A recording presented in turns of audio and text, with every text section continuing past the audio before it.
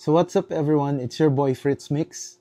Welcome to our weekly sneaker feature, and let's talk about that 190 sneaker retro that no one talks about. Let's go. Alright, like I've mentioned earlier, we have that one sneaker retro that was released back in the 90s that no one talks about. So actually, I'll show you multiple pairs with different colorways, but I'm not gonna show all of the colorways that I have. These are the Reebok Question Mids. So this specific colorway is the Question Mid in the blue toe. Yeah. As you can see, this pair has been worn by the one and only Allen Iverson, one of my idols back in the 90s, diba? Siya lang naman yung bukod tangi nakapag-crossover over Jordan. Yeah, I was going to put my move to the test.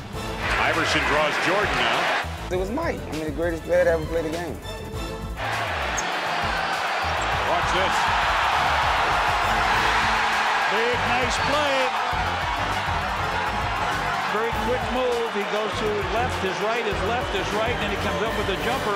Tell me about the little guy's crossover. Very quick. Now let's talk about the Reebok Questions. What I love the Reebok Questions is, unang-una is yung design niya.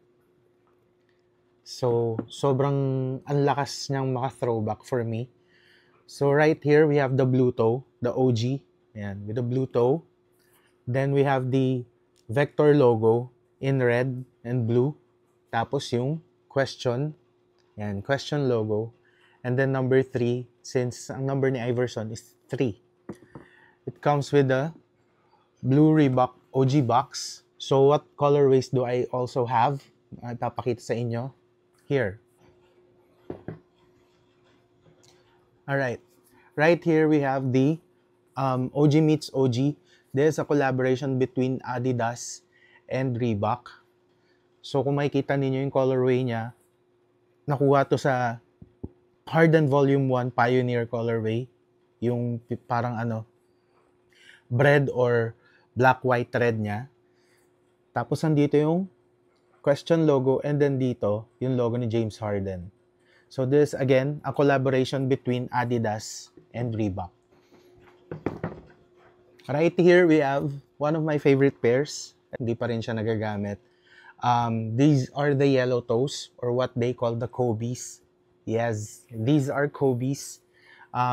Simply because back in early 2000, when Kobe had his free agency, Kobe wore this specific pair, the yellow toe. Ayan. So, makikita nyo, Lakers. Yung may pagka-Lakers yung accent niya or colorway niya. So, this is one of the underrated shoes ni Kobe na sobrang paborito namin. I'd also like to give a special shoutouts to this specific pair, collab pair between Reebok and the game Just Dance. Ayan siya. So, may pagka-chameleon yung colorway niya. That's why I love it. Diba? Sobrang, wala lang. Nakakatuwa lang siyang tignan. Nag-iiba-iba yung kulay niya. Nakakatuwa. So, these are the question low in the Just Dance colorway. And last but definitely not the least, this is the Reebok question low in the Panini Rookie Signature colorway. Yan. So, andyan yung signature niya in suede. Ito, suede to. Tapos ito, stitched. Tapos dito, yung colorway niya is may pagka metallic blue. And then we also have the metallic blue in the Exalites. And then here, we have the Prism. Kasi Prism Panini. And then ito, Allen Iverson, guard. So, ito yung mga paborito kong nirarock lately. So, going back, why do I love the Reebok Questions? Simply because Iverson is also one of my favorite players back in the 90s. And sobrang, ang sarap sa feeling na balikan yung 90s era ng basketball shoes, diba? So again, this is one of my favorite underrated pairs, the Reebok Questions. Shoutouts to Reebok Philippines, syempre, and to Sports Central Philippines for bringing back the Reebok Retros here in the Philippines. Ayan, sa mga taga-Reebok Mega Mall, shoutout sa inyong lahat. And peace out. See you again next week.